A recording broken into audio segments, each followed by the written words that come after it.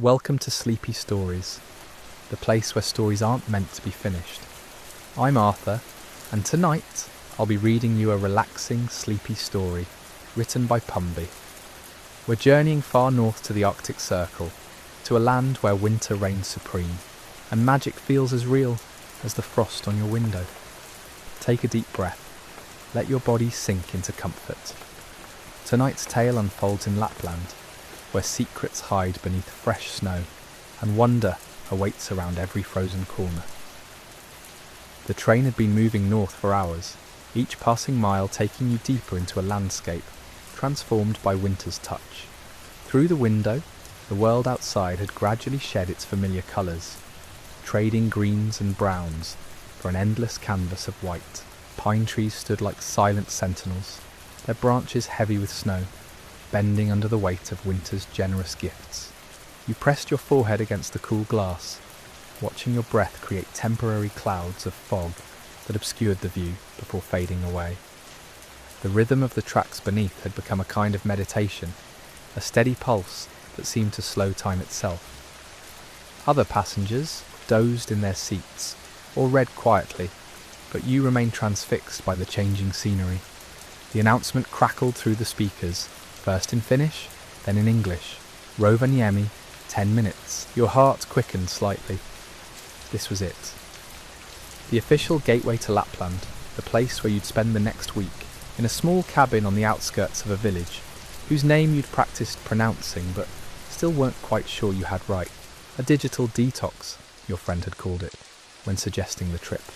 A chance to disconnect from everything and everyone, to find stillness in a world that never seemed to stop spinning. The station appeared through the white, a modest building that somehow looked exactly right for its surroundings. As you stepped onto the platform, the cold hit you immediately, sharp and clean in a way that city cold never managed to be. It didn't creep under your coat or find gaps in your clothing. Instead, it simply existed, honest and direct. And you found yourself breathing it in deeply, feeling it clear your lungs and sharpen your senses. A man stood near a green pickup truck, holding a handwritten sign with your name. He was older, perhaps in his 60s, with a weathered face that spoke of decades spent outdoors. His smile was slight but genuine. "I am Mikko," he said simply. "Your cabin is ready?" The drive took nearly an hour, winding through forests that seemed to go on forever. Mikko wasn't much for conversation, but the silence felt comfortable rather than awkward. Occasionally, he'd point out a landmark or mention something about the area, his English careful and precise. "Reindeer," he said, at one point, gesturing to the side of the road, where several of the animals stood watching the truck pass with mild curiosity. They were smaller than you'd imagined, and somehow both wild and completely unbothered by human presence. The cabin emerged from the trees like something from a storybook. Wooden walls, a peaked roof heavy with snow, smoke curling from a stone chimney. A single window glowed with warm light, and you realised Mikko must have come earlier to start the fire. Inside, everything was simple but thoughtfully arranged.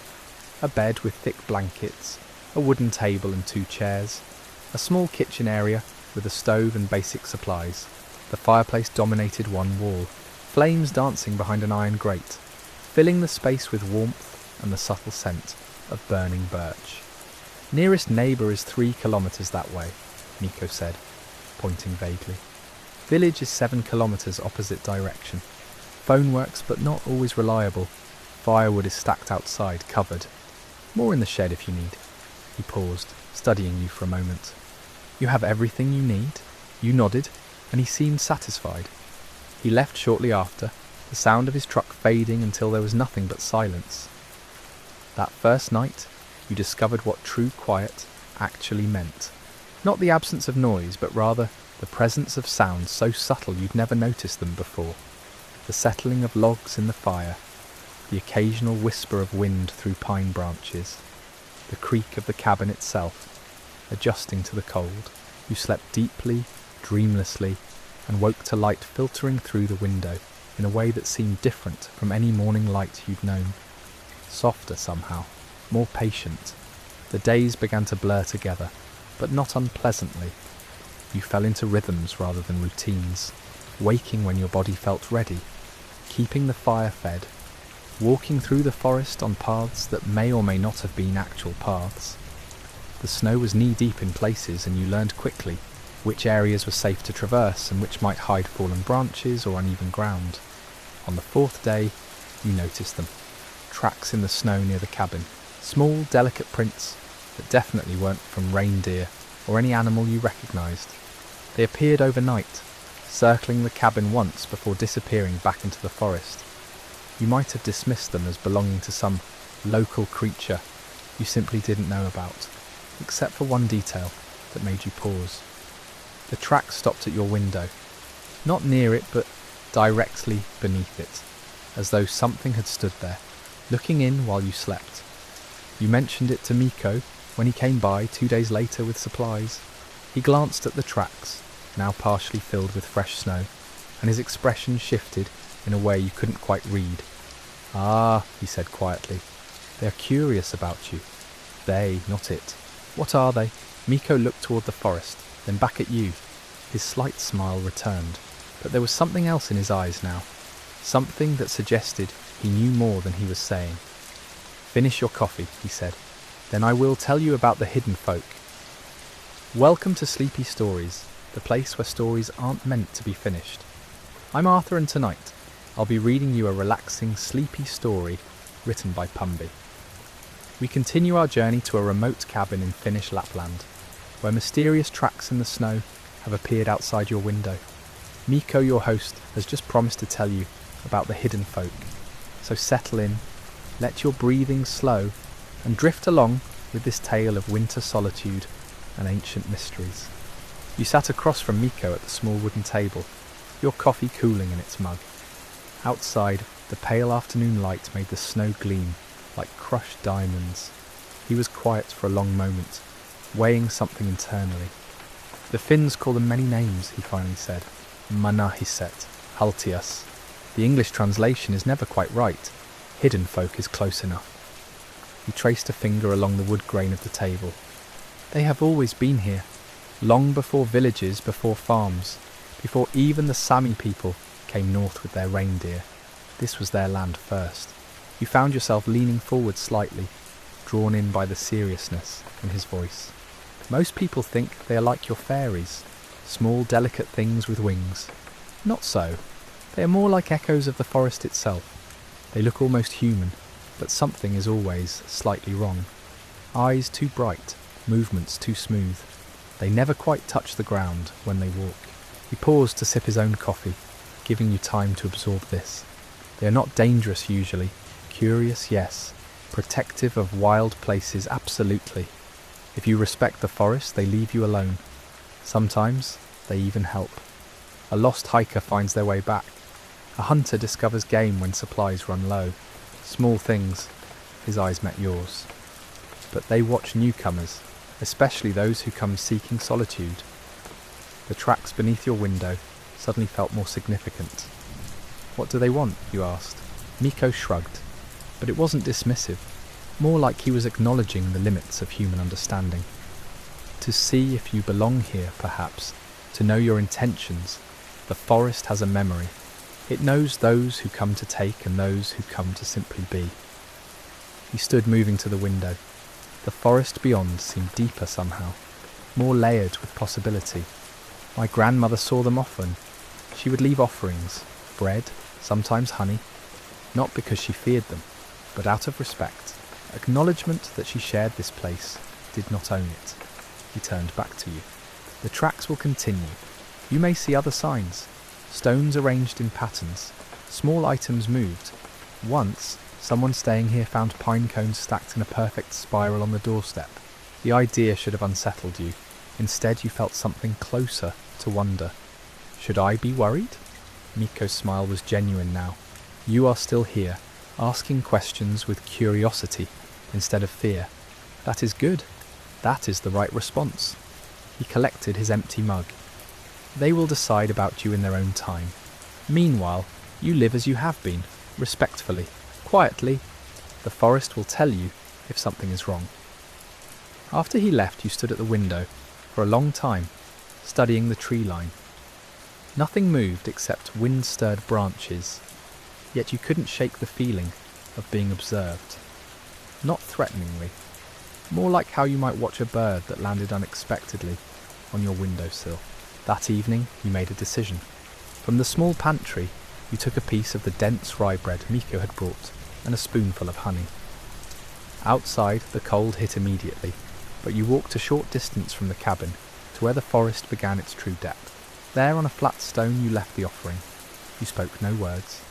The gesture felt sufficient. Inside again, you built up the fire and settled into the single comfortable chair, with a book you'd brought but barely opened. The pages turned slowly. Outside, darkness came early and completely, the kind of darkness that exists only far from cities. You found it comforting rather than oppressive, a blanket rather than a void. Sleep came easily that night. Morning brought fresh snow, light and powdery. When you checked the stone where you'd left the offering, both bread and honey were gone. No tracks indicated birds or animals. The stone itself was completely clean, as though nothing had ever been there. Throughout the day you noticed small changes. The firewood you'd stacked somewhat haphazardly near the door had been rearranged into neater rows. Inside, a bowl you'd left on the counter was now on the table. Nothing threatening, nothing even particularly strange. Just small adjustments, as though someone was quietly tidying up after a messy guest. You found yourself smiling. The forest felt different now. Still vast, still ancient, but somehow more welcoming. Your walks grew longer, more confident. You learned to read the subtle shifts in snow that indicated unstable ground. Discovered a frozen stream where ice had formed in beautiful crystalline patterns. Found a clearing where the silence was so complete it felt almost sacred.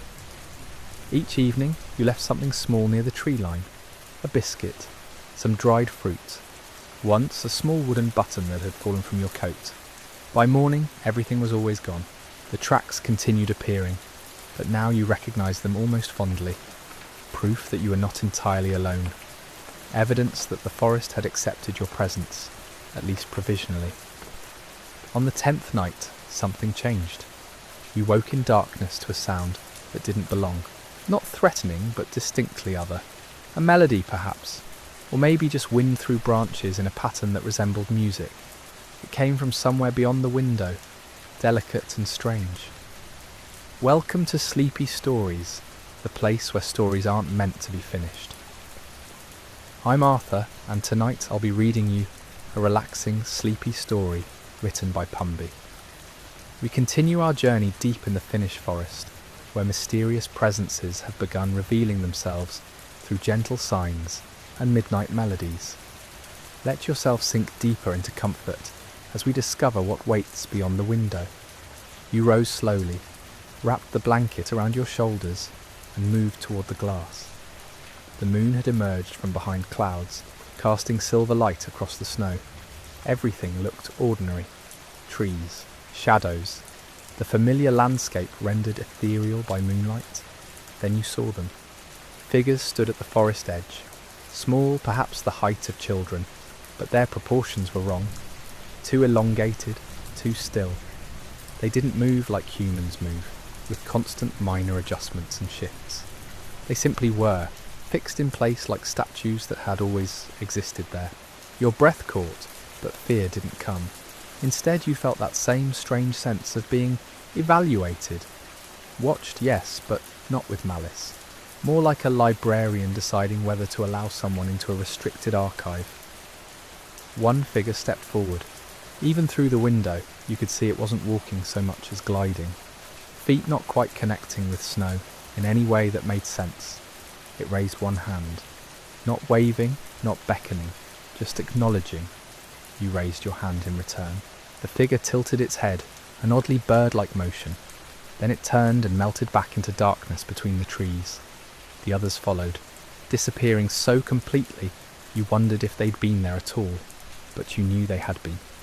Sleep returned eventually, deeper than before, dreamless and complete. Morning brought clarity rather than doubt. You'd seen them. They'd seen you. Some threshold had been crossed. Over breakfast, you replayed the encounter, their stillness, the strange grace of their movement, the complete absence of threat despite their otherworldliness. Whatever they were, they'd wanted you to see them. That felt significant. The day passed in contemplation. You found yourself preparing the cabin more carefully, washing dishes immediately instead of letting them sit, sweeping floors with attention to corners, organising the small bookshelf by size, not out of fear, but respect, like tidying before a guest arrives. That evening you prepared something different for the offering. From your supplies you took a small candle, the kind used for emergencies. You lit it and placed it on the stone, sheltered from wind by an overturned cup, with one side propped open.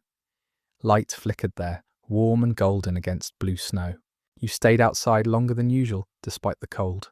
The forest felt expectant somehow, as though holding its breath. Stars emerged overhead, sharp and clear in the unpolluted darkness. You'd never seen so many. A sound made you turn. 3 figures stood closer than the tree line now, positioned at the boundary where your cleared space met wild forest. In the candlelight, you could see them more clearly. Skin like birch bark, pale with dark markings. Eyes that caught light strangely, reflecting like an animal's. Clothing that seemed woven from moss and lichen, organic and alive. The centre figure spoke. The language was incomprehensible, syllables that rose and fell like water over stones. But the tone was clear. A question. You spread your hands, showing emptiness. "I don't understand." The figure on the left made a sound almost like laughter. It stepped forward and pointed at the cabin, then at you, then at the forest. Another question, this one transcending language. Why are you here? How to answer that? You thought about the exhaustion that had driven you north, the need for silence after too much noise, the desire to exist without explanation for a while. "I needed quiet," you said simply. Needed to be away from too many people, too many demands. This place offered that. The figures conferred among themselves in their liquid language. Then the centre one pointed at you and made a gesture encompassing the forest. A statement this time. "You are permitted." Relief flooded through you, unexpected in its intensity. You hadn't realised how much their approval mattered until receiving it. They turned to leave, but you called out. "Wait," they paused. "What should I call you? Is there a name?" The leftmost figure made that laughing sound again. It pointed at itself and said something that sounded like Haltija. Then it pointed at the forest, repeating the word with a sweeping gesture. Haltia.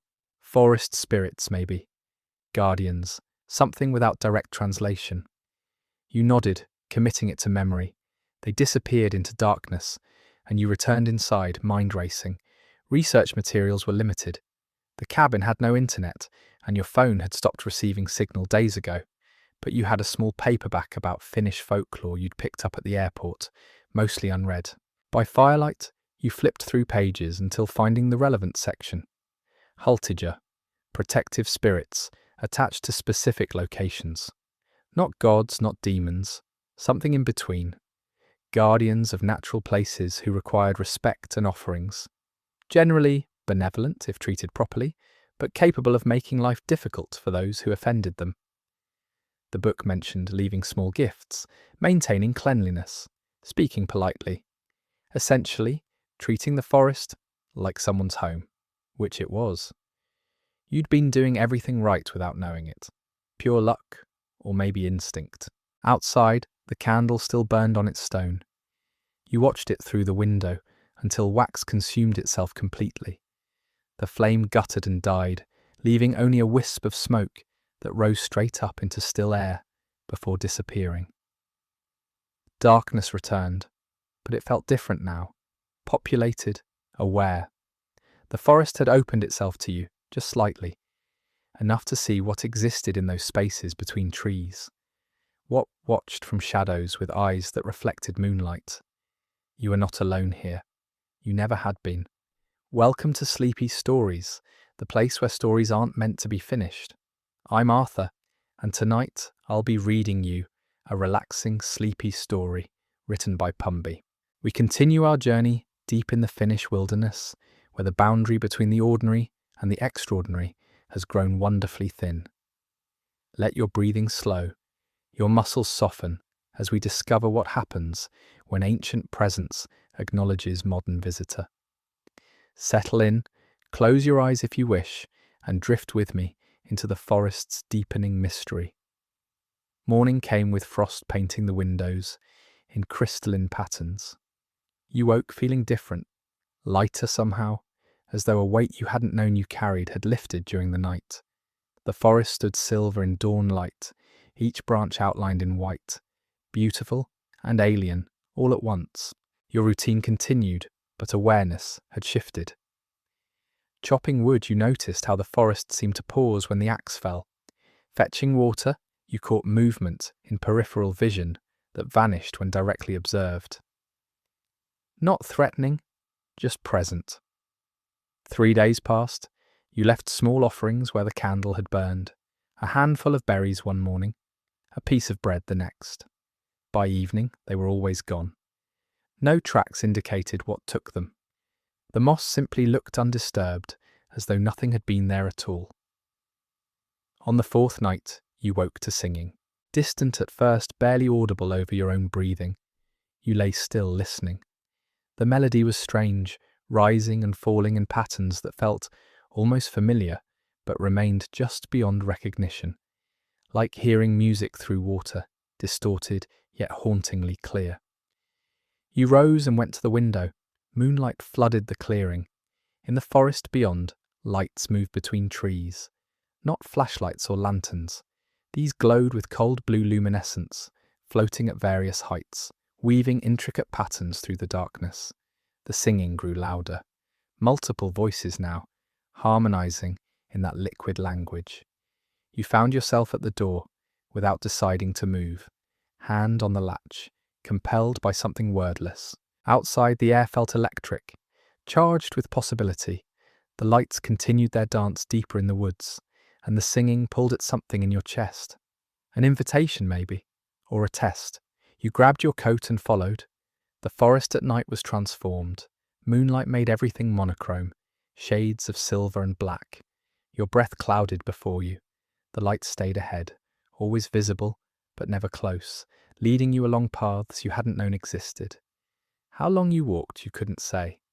Time felt slippery here, unreliable. Eventually, the lights converged in a small clearing you'd never seen before. A perfect circle where no trees grew, carpeted in moss that glowed faintly in the darkness. The Haltiger stood in a ring around the clearing's edge. 7 of them now, maybe more. Difficult to count when they stood so still, blending with bark and shadow. The singing had stopped. Silence pressed in, expectant. The central figure stepped forward and spoke. Still incomprehensible, but gestures accompanied the words now. It pointed at the ground, then at you, then made a motion like scattering seeds. You understood. They wanted something planted here, something grown. From your pocket, you pulled the only thing that made sense, a pine cone you'd collected days ago, intending to study its perfect spiral of scales. You knelt and pressed it into the soft earth at the clearing's centre, covering it with moss and soil. The Haltiger made sounds of approval, their voices blending like wind through leaves. The central figure approached and placed something in your hand. A smooth stone, perfectly round, with a hole worn through its centre, warm despite the cold night air. Then they were gone. Not walking away, simply ceasing to be visible. The lights extinguished. The clearing stood empty, except for you, kneeling on glowing moss with a stone in your palm. You knew the way back without thinking. Your feet found the path automatically, as though the forest itself guided you home. The cabin appeared through trees, windows dark, smoke trailing from the chimney you'd banked before sleeping. Inside, you examined the stone by firelight. Perfectly smooth, like river water had shaped it over centuries. The hole through its centre was wide enough to see through, and when you held it up to one eye, the cabin seemed different. Edges softer, shadows deeper. You lowered it quickly, unsettled. Sleep came eventually, though dreams were vivid. You walked through forests that existed before humans, where trees grew tall as mountains and creatures moved that had no names in any language you knew. Not nightmares, something else, memories perhaps, but not your own. Days blurred together after that night. Your awareness of the forest's hidden life became constant. You saw the haltiger regularly now, though they rarely approached. They moved through trees like deer, graceful and unhurried. Sometimes you heard them singing. Other times you simply felt their presence, a gentle pressure at the edge of consciousness. The stone remained in your pocket always. You found yourself touching it frequently, reassured by its smooth warmth. Once you looked through it again and saw a haltier standing 10 feet away, watching you with those reflective eyes. When you lowered the stone, nothing was there, but you felt observed nonetheless. Winter deepened. Snow fell more frequently, piling high against the cabin walls. You split wood and hauled water and tended the fire. Simple tasks, repeated daily, that became meditation. Your mind grew quiet in ways it never had before. The forest had accepted you. More than that, it had shown you its secrets.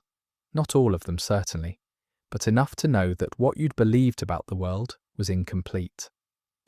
There were older things here, things that existed in spaces between human understanding, and they were willing to share their realm, provided you remembered this was their home first. Welcome to Sleepy Stories, the place where stories aren't meant to be finished. I'm Arthur, and tonight I'll be reading you a relaxing, sleepy story written by Pumby.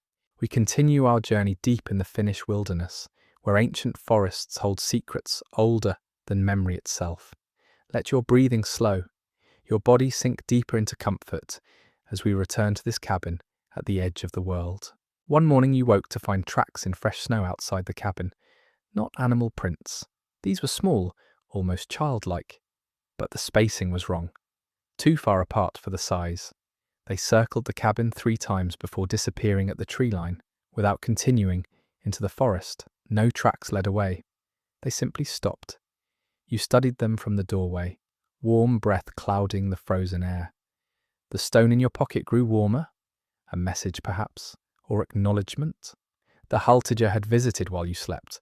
Later that day, while checking your supplies, you discovered something impossible. The pine cone you'd planted in the clearing, you found another on your windowsill. Identical spiral pattern. Same size, but this one was different. Golden. Not painted or coated. The pine cone itself, de-transformed into what looked like solid gold, though it weighed almost nothing. You turned it over in your hands, watching firelight play across its metallic scales. A gift. The haltiger were capable of more than you'd imagined. That night you returned to the clearing, following the now familiar path through darkness. The moon was full, turning snow into a landscape of silver and shadow. Your breath froze in the air, each exhalation a small cloud that dissipated slowly. At the clearing's edge you paused. The space had changed. Where you'd planted the pine cone, a sapling now grew. Impossible, given the frozen ground and mere days that had passed. Yet there it stood, already 3 feet tall, branches spreading in perfect symmetry. Pine needles caught moonlight like tiny mirrors. The haltiger emerged from shadows, without sound. More of them tonight. Dozens, perhaps. They formed a loose circle around the young tree, their luminescent forms casting no shadows, despite the bright moon. The central figure, taller than the others, and draped in that cloak of living moss, approached you directly. It held out both hands, palms up, an offering. In its grasp lay 3 objects. Another stone with a hole through its centre, a small carved figure, wooden, depicting something between human and tree, and a bundle of dried herbs tied with what looked like spider silk. You accepted them carefully, cradling the items against your chest. The haltiger's face, though mostly featureless, seemed pleased. It made a gesture you interpreted as gratitude, then turned back to the sapling. The other haltiger began moving in a slow circle around the tree, not quite dancing, not quite walking, something between. Their voices rose in harmony, wordless but deeply melodic. The sound resonated in your chest, vibrating through bone and tissue. You felt it in your teeth, your fingertips, the base of your skull. The sapling began to glow. Soft at first, barely noticeable, then brighter until it rivaled the moon itself. Light pulsed through the trunk, up through branches, out to the very tips of its needles. The snow beneath it melted in a perfect circle, revealing dark earth and green moss. Steam rose where cold met warmth. You watched, transfixed, as the impossible unfolded before you. The tree was growing. Visibly, steadily.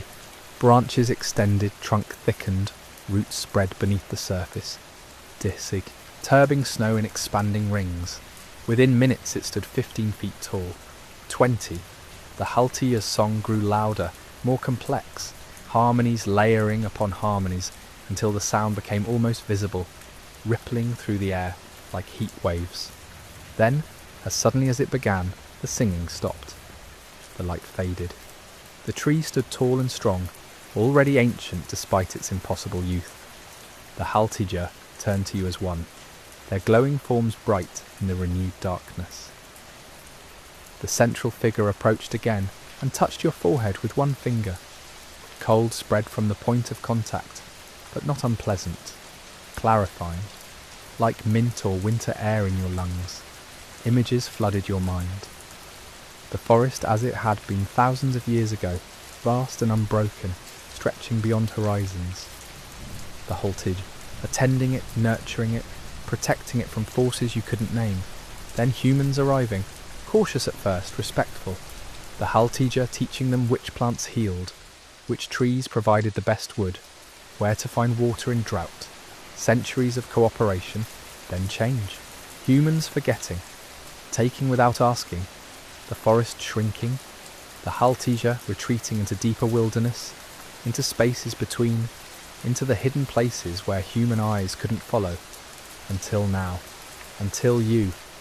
The vision faded. You stood gasping, tears freezing on your cheeks.